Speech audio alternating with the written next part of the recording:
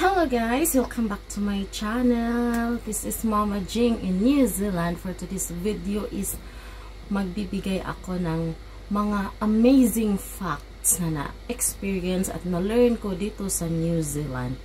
Pinakaunang amazing facts na na-experience ko dito is yung regarding sa kanilang weather. So ang New Zealand ay may 4 season: summer, fall, winter, and spring. Pero sa ngayon na patapos na yung winter, mai-experience mo yung 4 na season na yun sa isang araw, lalong-lalo na dito sa lugar sa Queenstown kung saan kami nakatira.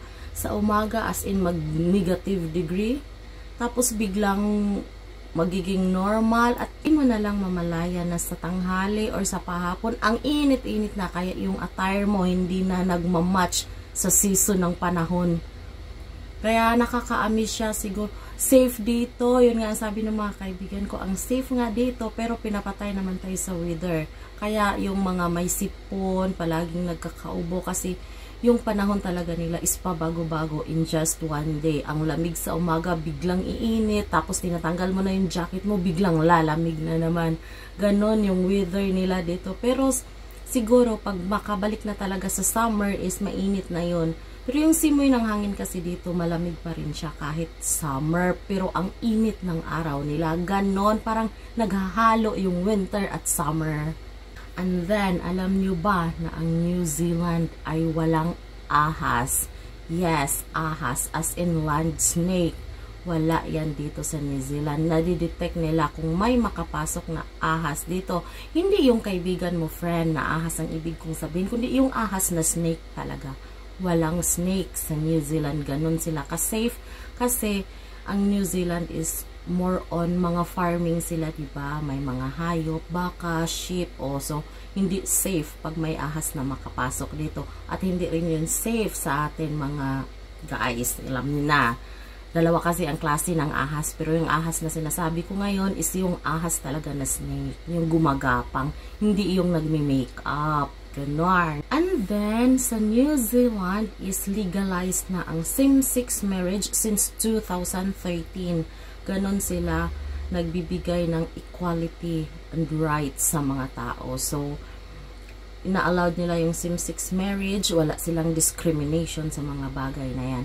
And hindi lang sila sa ganyang bagay walang discrimination. Kahit sa amin, mga OFW dito, mga baguhan, hindi namin ma-feel yun kasi parang same lang yung treatment nila. Pareho tayo nagtatrabaho, walang mayaman, walang mahirap.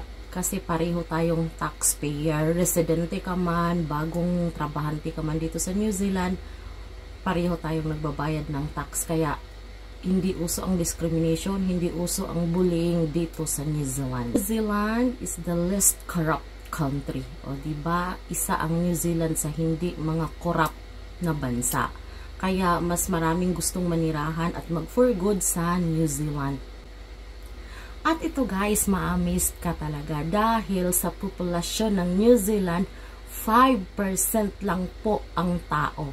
5% human and the rest is yun na yung mga animals na. So it means 90% sa population ng New Zealand is mga animals. Ando na yung mga sheep, mga baka. Ganon ang New Zealand. Mas marami ang hayop kaysa sa tao.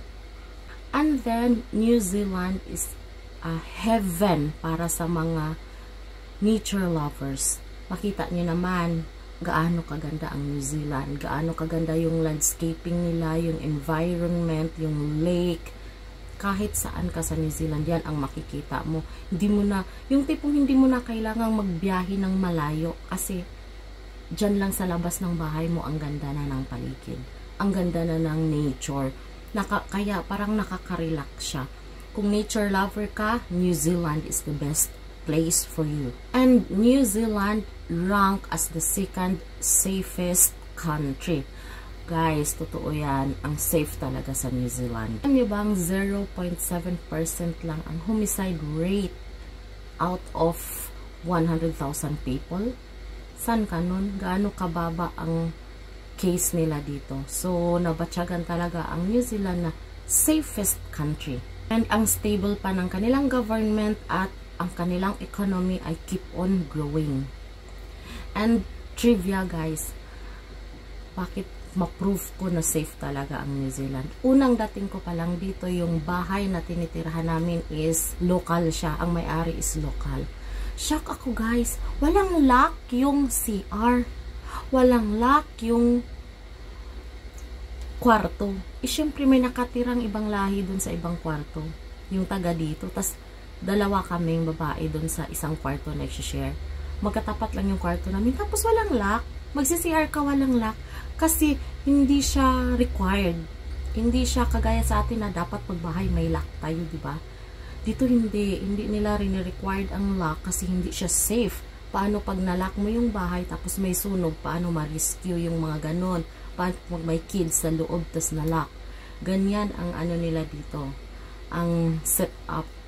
Pag siguro yung bahay na tinitirahan mo is mga luma-luma na bahay, merong lock yun, kagaya ng bahay ko ngayon. May lock talaga dito, nakakandado, nakapadlock sa loob, naka-safety lock, kasi lumang bahay siya, hindi na chine-check. Pero yung mga bagong bahay, bawal maglagay ng lock. Ganun siya ka-safe dito. Walang magnanakaw. Walang magnanakaw. Pero hindi ko sasabihin walang marites dito sa New Zealand. Kasi marami ng Pilipino dito. Once maraming Pilipino, maraming mga marites. Ganun. Pero yun yung mga nakaka-amaze na katotohanan na na-experience ko dito sa New Zealand. Thank you for watching! Sana manood kayo sa mga ibang video ko pa regarding New Zealand at paano ako nakapunta dito, lalo na yung pag-cross country ko going to New Zealand. See ya!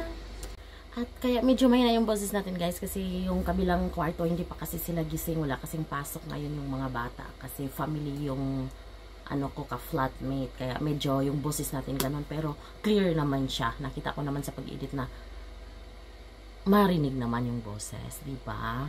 Kaya subscribe na kayo sa aking channel and share the video if you like to. See you around!